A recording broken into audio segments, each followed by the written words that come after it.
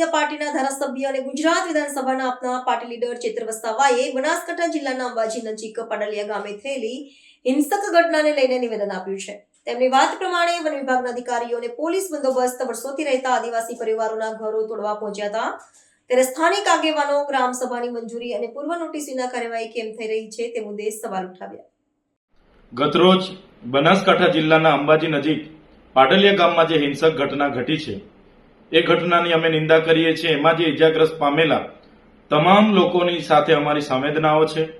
અમે પણ આ બનાવની જાણ થતા ત્યાંના કેટલાક લોકો સાથે સંપર્ક કરીને આ સમગ્ર ઘટનાની માહિતી લેવાના પ્રયાસો કર્યા, ત્યારે અમને જે માહિતી મળી છે એ માહિતી મુજબ ગતરોજ વન વિભાગના અધિકારીઓ પોલીસ બંદોબસ્ત સાથે પાડલિયા ગામમાં પહોંચે છે અને ત્યાં વર્ષોથી રહેતા આદિવાસી પરિવારોના ઘરો તોડવાની વાત કરે છે અને એ ઘરો તોડતા અટકાવવા માટે કેટલાક આગેવાનો એમને સવાલ કરે છે કે 3 પેઢીથી અહીંયા અમે રહીએ છીએ, અહીંયા જમીન અમે ખેડાણ કરીએ છીએ અને અમારો જીવન નિર્વાહ કરીએ છીએ, તમારે આ પ્રકારના કાર્યવાહી માટે તમે આ વિસ્તારમાં આવ્યા છો ત્યારે તમે ગામ સભાની પરવાનગી કેમ લીધી નથી, તમે અગાઉ નોટિસો અમને કેમ આપી નથી, અનુસૂચિત 5 વિસ્તાર હોય, પૈસા એક્ટ વિસ્તાર હોય તો એની જોગવાઈનો તમે કેમ અમલ કર્યો નથી, એવી સંવાદ કરે છે। ત્યારે એવા 8 થી 10 આગેવાનોને પોલીસ દ્વારા બળજબરીપૂર્વક પકડીને ગાડીઓમાં બેસાડીને લઈ જવાના પ્રયાસો થાય છે। ત્યારે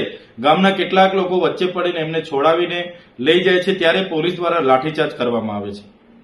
બાદમાં ત્યાં 20 થી વધારે ટીયર ગેસના સેલ છોડવામાં આવે છે, જે સેલ છોડતાની સાથે ત્યાં નાસભાગ મચી જાય છે અને નાસભાગ મચી જતા પોલીસ દ્વારા 50 થી પણ વધારે રાઉન્ડ ત્યાં ફાયરિંગ કરવામાં આવે છે અને તેમાં આદિવાસીઓના કેટલાક લોકો ઘાયલ પણ થયેલા છે।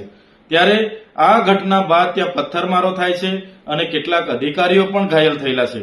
ત્યારે વન અધિકાર અધિનિયમ 2006 અંતર્ગત આ લોકોએ દાવા અરજીઓ કરી છે, પણ સરકારે આજ દિન સુધી એમને સનતો આપી નથી અને આ લોકો વર્ષોથી ત્યાં રહે છે।